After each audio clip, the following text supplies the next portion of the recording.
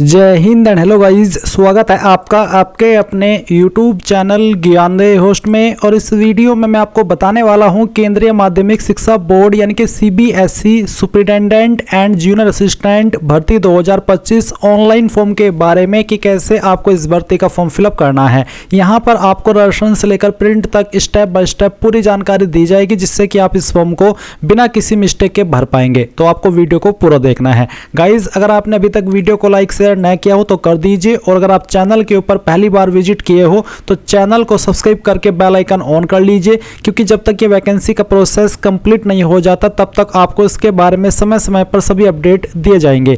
इसके बाद में गाइज जो लिंक मैंने इस वीडियो के डिस्क्रिप्शन में दिया है, ये आप ओपन करिए। इसको ओपन करने के बाद जानने को मिलेगा कि 212 पोस्ट निकाली है। फॉर्म आप लोग 31 जनवरी 2025 तक भर पाएंगे। बात करें एप्लीकेशन फीस की तो जनरल, OBC और EWS को 800 रुपये फीस पे करनी है। SC ST विकलांग एंड ऑल कैटेगरी फीमेल के लिए कोई फीस नहीं है। फिर अप्लाई करने के लिए सुपरिटेंडेंट की पोस्ट पर ग्रेजुएट की योग्यता मांगी है। किसी भी स्ट्रीम में अगर आपने ग्रेजुएशन किया है तो आप अप्लाई कर सकते हैं। इंग्लिश टाइपिंग भी आपको आनी चाहिए। अगर इंग्लिश की करेंगे तो 35 वर्ड पर मिनट होनी चाहिए, और अगर आप हिंदी की करेंगे तो 30 वर्ड पर मिनट होनी चाहिए। और जूनियर असिस्टेंट की पोस्ट पर अप्लाई करने के लिए 12वीं पास की योग्यता और टाइपिंग भी रखी है। इंग्लिश की और हिंदी में दोनों आपके पास विकल्प है, तो कोई एक आपको आनी चाहिए। एज लिमिट आप देख सकते हैं। अगर आप सुपरिटेंडेंट की पोस्ट पर अप्लाई करें तो मैक्सिमम एज लिमिट 30 साल है, और जूनियर असिस्टेंट की पोस्ट पर अप्लाई करना चाहते तो 27 साल है, जिसमें कि अलग से गवर्नमेंट रूल्स के अकॉर्डिंग SC ST कैंडिडेट को 5 साल की और OBC को 3 साल की छूट भी दी जाएगी। आप यहां पर इंपॉर्टेंट लिंक के सेक्शन में आकर के ऑफिशियल नोटिफिकेशन PDF पर क्लिक करके सेम जानकारी और भी डिटेल में इस नोटिफिकेशन से चेक कर सकते हैं। और इसके बाद भी अगर आपके मन में कोई सवाल कोई डाउट रह जाए तो आप कमेंट के माध्यम से पूछ लीजिएगा। अब बात करते हैं कि कैसे आपको इसमें अप्लाई करना है। तो गाइज इंपॉर्टेंट लिंक के सेक्शन से अप्लाई ऑनलाइन लिंक ओपन करेंगे, आपके सामने वेबसाइट आ जाएगी। अब यहां पर आने के बाद में आप फ्रेश कैंडिडेट रजिस्ट्रेशन इसके ऊपर क्लिक कीजिए। इसके ऊपर क्लिक करने के बाद में आपके सामने इस तरह से इंस्ट्रक्शंस आएंगे, आप इन सभी को चेक कीजिए। फिर नीचे की तरफ आइए और आई एग्री के ऊपर क्लिक कर दीजिए। इसके बाद में यहां पर आपको अपनी पर्सनल डिटेल देनी है। तो सबसे पहले कैंडिडेट नेम, तो आपका जो भी नाम है 10th के सर्टिफिकेट के अकॉर्डिंग वो यहां पर भर दीजिए। आपका फादर नेम क्या है वो भी आप यहां पर एंटर कर दीजिए।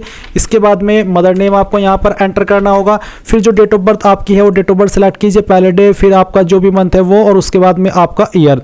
ये सिलेक्ट करने के बाद में आप देखेंगे जेंडर, आपको आपका जेंडर सेलेक्ट कर लेना है। आइडेंटिटी टाइप, इनमें से कोई एक आईडी आप सेलेक्ट कर लीजिए, जैसे कि voter ID, passport, bank passbook with photograph, ration card with photograph, other valid government identity with photograph, जिसमें कि आप आधार कार्ड, पैन कार्ड का भी इस्तेमाल कर सकते हैं।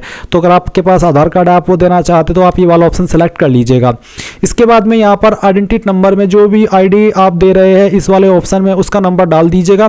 फिर आप यहाँ पर आपका मोबाइल नंबर डालिए, आपकी ईमेल आईडी डालिए। आपको एक पासवर्ड बनाना है, जिसमें कि आप लेंथ पासवर्ड की 8 से 13 कैरेक्टर के बीच में रखेंगे। मैं आपको डेमो दे करके दिखाता हूँ।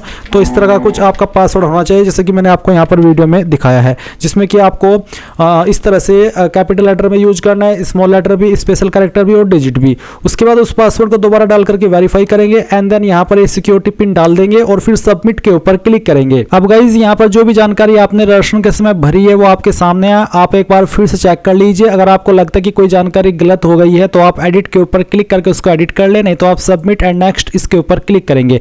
अब आपको नंबर और ईमेल दोनों के ऊपर OTP सेंड किए हैं। पहले आप यहाँ पर मोबाइल नंबर वाला OTP डाल दीजिए, फिर ईमेल वाला, उसके बाद में सिक्योरिटी पिन यहाँ पर फिल कीजिए, and then verify and final submit इसके ऊपर क्लिक कर दीजिए। OTP वेरिफिकेशन हो जाने के बाद में आपके सामने कुछ ऐसा इंटरफेस आएगा। अब आप यहाँ पर एप्लीकेशन फॉर्म इसके ऊपर क्लिक करेंगे। इसके ऊपर क्लिक करने के बाद यहाँ पर आपके सामने सब इन्फॉर्मेशन आएगी, जहाँ पर कुछ इन्फॉर्मेशन आपकी भरी हुई है और कुछ अभी आप यहाँ पर भरेंगे। जैसे कि गाइज यहाँ पर आपको आपकी जो कास्ट कैटेगरी है वो सिलेक्ट कर लेनी है। नेशनलिटी आपकी इंडियन ही रहेगी, तो जो भी आपकी कास्ट कैटेगरी है वो आप सिलेक्ट कर लीजिए।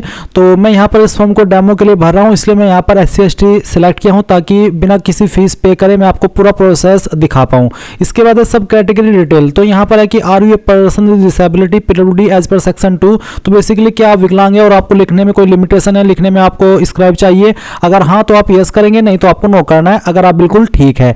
उसके बाद नीचे की तरफ आएंगे, फिर एक और सवाल है कि are you a person with benchmark disability, यानी कि क्या आप विकलांग है। अगर हाँ तो आप यस करेंगे, नहीं तो आपको नो करना है।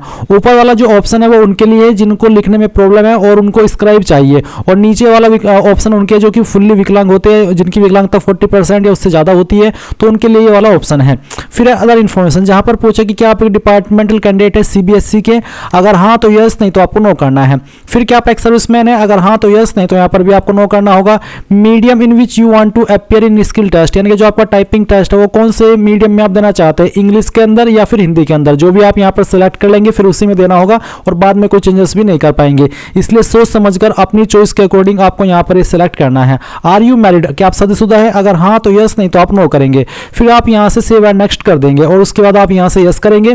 फिर गाइज यहाँ पर आपको इसमें पूछे अप्लाई फॉर, तो आप किस पोस्ट के लिए अप्लाई करना चाहते हैं, जूनियर असिस्टेंट या सुपरिटेंडेंट। आप चाहे तो दोनों पोस्ट पर भी अप्लाई कर सकते हैं क्योंकि दोनों पोस्ट को आप टिक कर पा रहे हैं। अगर आपको किसी एक पोस्ट पर भी अप्लाई करना है, आप एक ही पोस्ट पर अप्लाई करने के लिए एलिजिबल है, तो आप यहाँ पर एक पोस्ट भी टिक कर सकते हैं। उसके बाद आप सेव एंड नेक्स्ट कर देंगे। फिर गाइज यहाँ पर आपके सामने जो आपकी अन्य इन्फॉर्मेशन है जैसे कि क्वालिफिकेशन की जानकारी वो आपको देनी है। तो सबसे पहले 12th और इक्विवेलेंट, क्योंकि जूनियर असिस्टेंट की पोस्ट पर 12वीं की योग्यता मांगी है, तो इसमें आपको पासिंग स्टेटस में पास सिलेक्ट कर लेना है।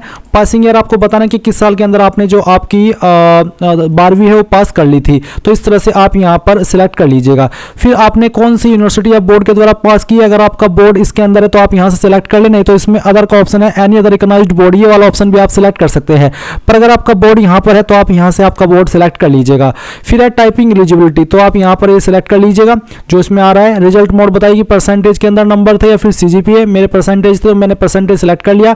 फिर आपको यहाँ पर मैक्सिमम मार्क्स एंटर करने हैं। उसके बाद में आपको बताना कि कितने नंबर आपको आए थे, परसेंटेज आपकी कैलकुलेट कर ली जाएगी। इसके बाद गाइज आप यहाँ पर नीचे की तरफ ग्रेजुएशन की जानकारी देखेंगे तो आपको इसमें इसी तरह से पास स्टेटस सेलेक्ट करना है। फिर आपको यहाँ पर बताना कि किस साल के अंदर आपने जो क्वालिफिकेशन वो पास कर ली थी। उसके बाद में आपको बताना कि इनमें से कौन सी यूनिवर्सिटी के द्वारा आपने पास की है। अगर आपकी यूनिवर्सिटी यहाँ पर नहीं आ रही है तो आप any other recognised board, university, open school ये वाला ऑप्शन सेलेक्ट कर सकते हैं। पर अगर आपकी यूनिवर्सिटी लिस्ट के अंदर है तो यहाँ से आप आपकी जो यूनिवर्सिटी है वो सिलेक्ट कर लीजिएगा। ये सिलेक्ट करने के बाद में गाइज आप देखेंगे वर्किंग नॉलेज ऑफ कंप्यूटर, तो working knowledge of computer, computer application such as Windows, MS Office, handling of large database, internet, अगर आपको ऐसा आता है तो आप इसको टिक कर दीजिए। फिर रिजल्ट मोड बताइए कि किसके अंदर आपके नंबर है, अगर परसेंटेज तो आप परसेंटेज सिलेक्ट कर लेंगे। फिर आपको यहाँ पर आपके मैक्सिमम मार्क्स डालने हैं। मैं ये नंबर डेमो के लिए भर करके दिखा रहा हूँ, आप आपके रियल मैक्सिमम मार्क्स डालेंगे सभी ईयर के मिला करके, और जो नंबर आपको आए थे वो नंबर आप यहाँ पर भर देंगे। फिर आपकी परसेंटेज कैलकुलेट कर ली जाएगी और इसके बाद आप सेव एंड नेक्स्ट इसके ऊपर क्लिक करके यहाँ से यस कर देंगे। अब यस करने के बाद में यहाँ पर आता है आपका एड्रेस का इन्फॉर्मेशन। तो पहले आपको प्रेजेंट एड्रेस की जानकारी देनी है क्योंकि कोरेस्पोंडेंस को ही प्रेजेंट एड्रेस बोलते हैं। तो जो घर का नेम है या नंबर है, घर का नेम, नंबर या फिर विलेज का नाम, उनमें से कोई भी इन्फॉर्मेशन आप यहाँ पर भर सकते हैं। सब लोकेलिटी जैसे कि कॉलोनी, पुलिस स्टेशन नज़दीकी कौन सा लगता है वो, फिर आपका लोकेलिटी। तो मैं आपसे कहूँगा कि आप इन 3 लाइन के अंदर जो भी आपका एड्रेस है वो एडजस्ट कर दीजिएगा, थोड़ा थोड़ा पार्ट तीनों लाइन के अंदर लिख करके। कंट्री के अंदर इंडिया सेलेक्ट कर लीजिएगा। फिर यहाँ से जो आपकी स्टेट है वो आप सिलेक्ट कर लेंगे। उसके बाद में आपकी जो डिस्ट्रिक्ट है उस स्टेट में वो डिस्ट्रिक्ट आपको बतानी होगी, यानी कि सिलेक्ट करनी होगी। फिर आप आपका पिन कोड यहाँ पर डाल देंगे। अब आता है परमानेंट एड्रेस। तो अगर आपका प्रेजेंट और परमानेंट एड्रेस एक ही है, अलग अलग नहीं है, तो आप इसके ऊपर टिक कर दीजिए, और अगर अलग अलग है तो अनटिक करके अलग से भर दीजिएगा। फिर आप सेव एंड नेक्स्ट के ऊपर क्लिक कीजिएगा। अब आपके सामने एग्जाम सेंटर डिटेल आती है, तो आप एग्जाम सिटी की प्रेफरेंस देंगे। पहले आपको आपकी जो स्टेट है वो बतानी है कि आप इनमें से कौन सी स्टेट के अंदर सेंटर रखना चाहते हो, फिर उसकी जो सिटी है वो भी आपको बतानी है। इसी प्रकार से सेकंड आपको चॉइस देनी है आपकी चॉइस के अकॉर्डिंग। फिर जो उसकी सिटी है वो आपको सेलेक्ट कर लेनी है। प्रत्येक स्टेट में एक ही जो लोकेशन है उसको एग्जाम सेंटर बनाया है, तो इस तरह से आप ये जो चॉइसेस है वो अपनी दे दीजिएगा। ये देने के बाद में आप यहाँ पर सेव एंड नेक्स्ट इसके ऊपर क्लिक करेंगे और यहाँ से ओके कर देंगे। फिर उसके बाद में गाइज आपको डॉक्यूमेंट अपलोड करने हैं। तो पहले तो आप फोटो अपलोड करेंगे जिसका साइज 20 से 200 KB के बीच में रखा है और फॉर्मेट JPG का होना चाहिए। तो चूज फाइल के ऊपर क्लिक कीजिए। आपकी फाइल जहां पर भी है वो आपको यहां पर सेलेक्ट करनी है, ओपन करना है। उसके बाद में प्रीव्यू एंड अपलोड इसके ऊपर क्लिक करना है। आपका इस तरह से प्रीव्यू आएगा। अब आप इसको सेव कर दीजिए। सेव करने के बाद में आप देखेंगे कि आपकी जो फाइल है वो यहाँ पर अपलोड हो जाएगी। उसके बाद में आप सेकंड फाइल सेलेक्ट करेंगे जहां पर आपका साइन है, साइन की फाइल सेलेक्ट कीजिए, ओपन कीजिए। आपका साइन इस तरह से आएगा। फिर आप यहाँ पर प्रीव्यू एंड अपलोड इसके ऊपर क्लिक करेंगे। यहाँ से आपको इसको सेव कर देना है और सेव करने के बाद आप देखेंगे कि आपका फोटो अपलोड हो जाएगा। फिर गाइज आप यहाँ पर मार्कशीट या फिर सर्टिफिकेट अपलोड करेंगे 10th का, जिसमें कि आपकी डेट ऑफ बर्थ दिखाई दे रही हो, क्योंकि ये डेट ऑफ बर्थ के लिए आपसे मांगा जा रहा है। इसका फॉर्मेट PDF का रखा है और साइज 50 से 500 KB के बीच में। तो अगर आपका फाइल इमेज के अंदर है तो आप गूगल के अंदर आएंगे और इमेज टू PDF सर्च करेंगे।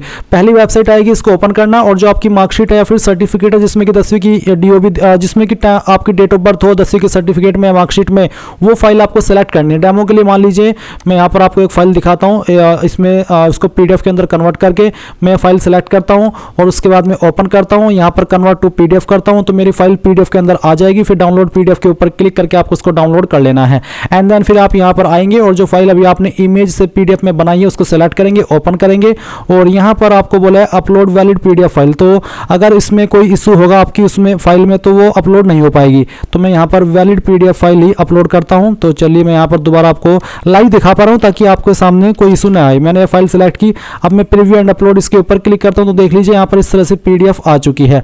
अब मैं यहाँ से इसको सेव कर देता हूँ और सेव करने के बाद आप देखेंगे कि आपकी फाइल यहाँ पर अपलोड हो चुकी है। मैंने डेमो के लिए एक रैंडम फाइल वैसे ही अपलोड की है।